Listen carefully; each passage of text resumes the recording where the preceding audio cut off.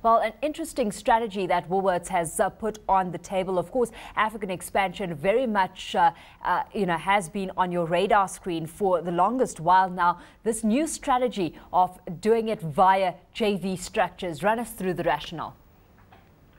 Yes, thank you. I think we have been trading in Africa for over 20 years now. In fact, we've got 46 stores operating across 10 African countries. But in the past, we've very much done it on a franchise model, which means effectively we were a wholesaler and we were just selling goods to our joint venture partner.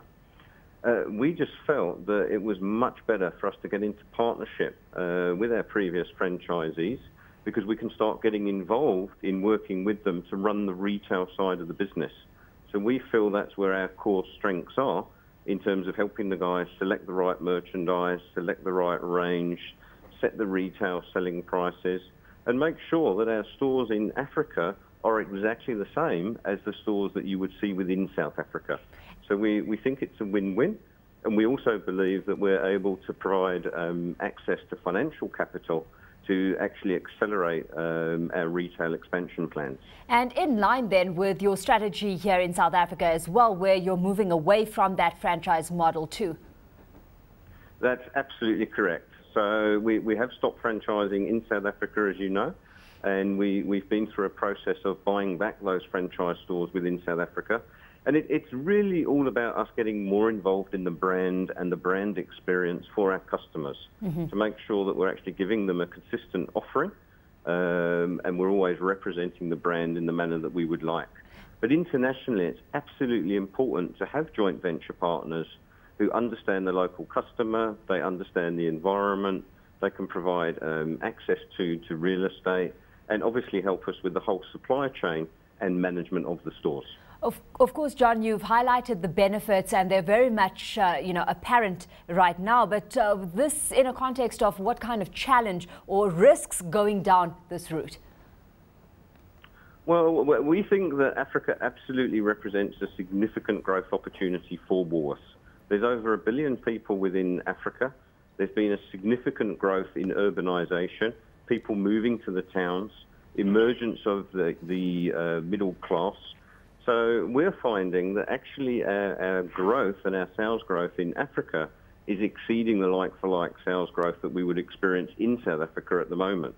So there are some risks involved and there are some challenges. The supply chain, making sure the goods arrive in the stores on time. There's always potential changes in legislation, but we do believe that we're earning a return which actually compensates us for those risks that we're taking. And we believe that in 5 to 10 years, Africa is going to be a meaningful part of our business. What kind of targets, do you have any targets in mind in terms of just how much of a revenue contributor it's going to become to Woolies relative to what you're seeing filter through from South Africa right now? That's an interesting question. I think last year in Africa, the retail sales of our stores were about 660 million. We're looking at increasing that in this financial year to just on 1 billion. And we expect to hit nearly 2 billion by the 30th of June 2014. So I would envisage from that perspective, it will increase from where it is, probably up to about between 5 and 7.5% of our South African sales. But I think within a longer time frame, it will get even bigger. Of course, as you highlighted earlier, you've been involved in African operations for the past over 10 years now. You've currently got stores in 10 countries as well, but honing in on Tanzania and Uganda specifically and the kind of opportunity you're seeing on the east of the continent, what are we looking at?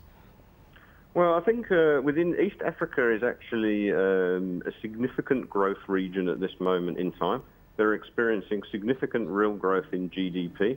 In Tanzania and Uganda specifically, we're looking at expanding our number of stores, in fact doubling them in the next 60 days. So we're going to be creating quite meaningful employment within those environments, almost doubling the size of that business.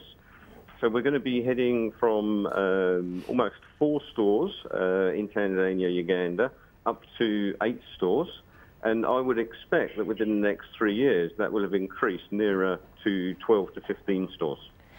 Of course, through this JV, you highlighted that one of the benefits is that you get to have a partner that's on the ground on that side that has a better sense of the kind of market you're catering to, the customer you're catering to out there. To what extent has that influenced any refining of your merchandise offering for customers in selected African countries? Yeah, I think the objective is actually to provide exactly the same merchandise in our African stores as we provide within South Africa. So we're not uniquely designing any products for the African markets, but what we are doing is tailoring the ranges and making sure that the products we're putting into stores is meaningful to those customers. So for example, in Dar es Salaam in Tanzania, it's a very Muslim area. And therefore, if you're looking at special occasions, and Ramadan and Eid are a significant trading opportunity there. Whereas in Arusha, which has got more of a tourist feel, there's less of a focus on Ramadan and Eid and more of a focus on Christmas. So it is about understanding the unique customer requirements, not just within the country, but within each of the cities within the countries in which we trade, taking advice from our local partners, and then making sure we're providing the right products at the right time, at the right price for those customers. John, where next does this JV model take off? Well, effectively, this is in fact the second JV that we've signed, because we signed a joint venture agreement in Zambia in May this year. So Tanzania, Uganda is our second joint venture agreement. We are also in the process of finalising a joint venture agreement for Nigeria. So we have made a decision to enter the Nigerian market. We believe that that represents a significant growth opportunity. It's a country of over 150 million people. Yeah. And we're opening 3 stores there in November, 2 in Lagos and 1 in Enugu. And we also have plans to enter Angola early next year. Well, so John, quite clearly, Nigeria and Angola as 2 major oil producers have significant wealth, and there are really good retail opportunities there.